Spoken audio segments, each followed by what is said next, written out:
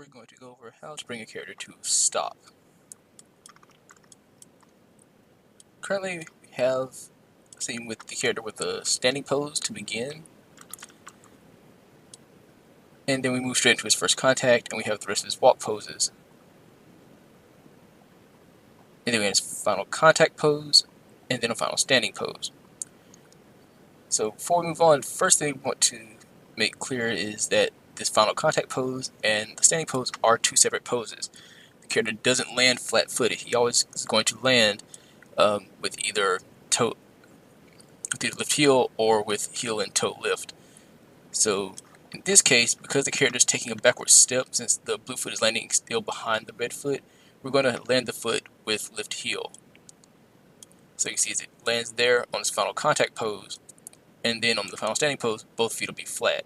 So it's important to keep those two as two separate poses, and that the character doesn't just go straight from passing pose into a standing pose. You want to make sure that you have that final contact in there, where the landing foot is going to have either lift heel if the character is taking a backward step, like in this case, or has heel and toe lift if he's still walking forward.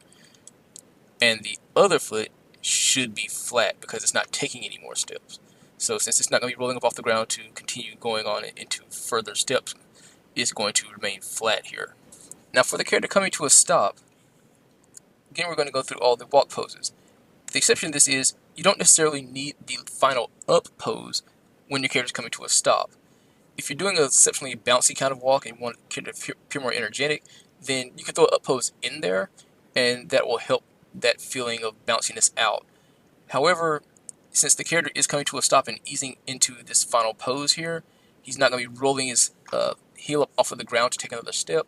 The up pose isn't technically needed as your character is coming to a stop. So it is the only pose you can ever skip doing in a walk.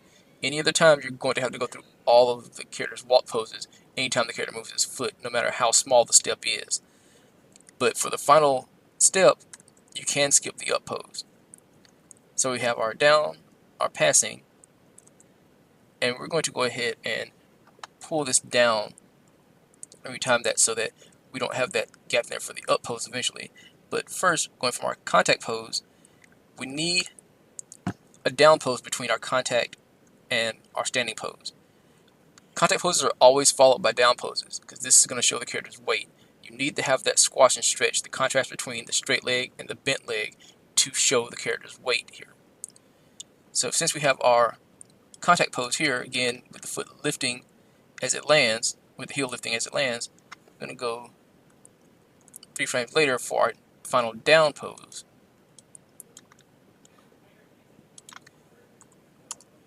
So we're going to flatten the foot there.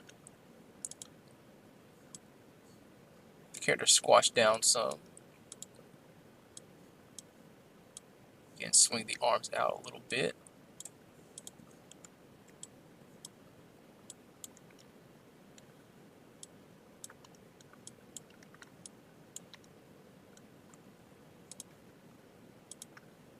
And then we can adjust the posing in the graph editor, because again we have flatlining here, so maybe we want to just push it so it favors those extremes in the standing pose a bit more.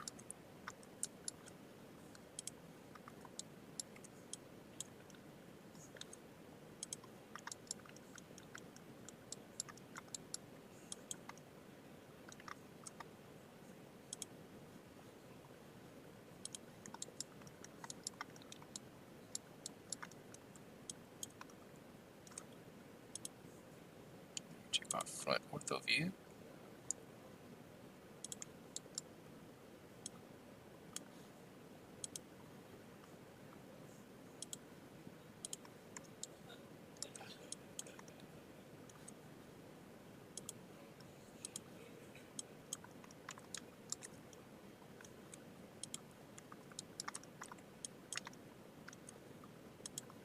And working our way up the body.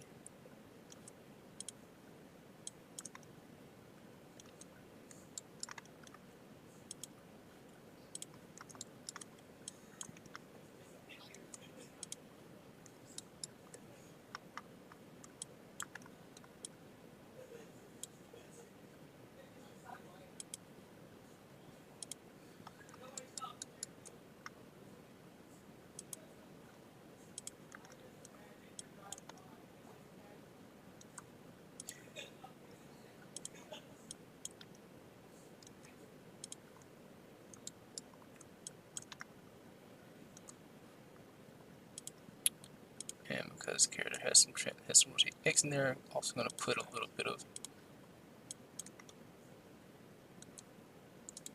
that to help with the squash.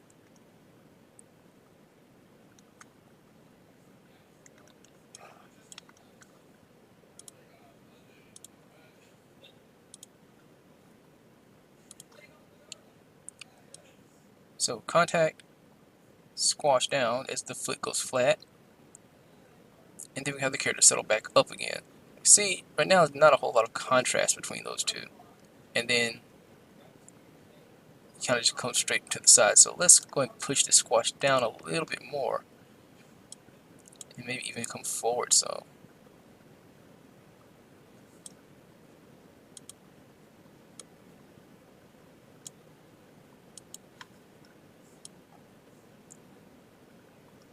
So we get more contrast in that to again show that weight of contact, squash down, and then pop back up again.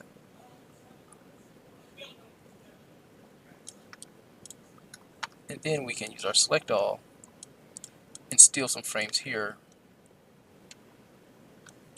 shifting this back down in the timeline, or doing it in the graph editor by selecting all our keys and translating them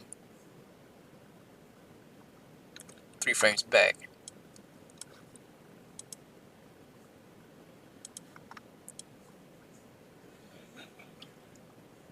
So this is by no means the only way of doing your final down pose. If you have something more complicated, or you care to actually may pop up on this final down pose and then settle back down, that's definitely workable. But this is the most common way you're going to do it, is because again you want to have the character show that he's catching his weight after that contact pose, and then squashes down and settles back up again.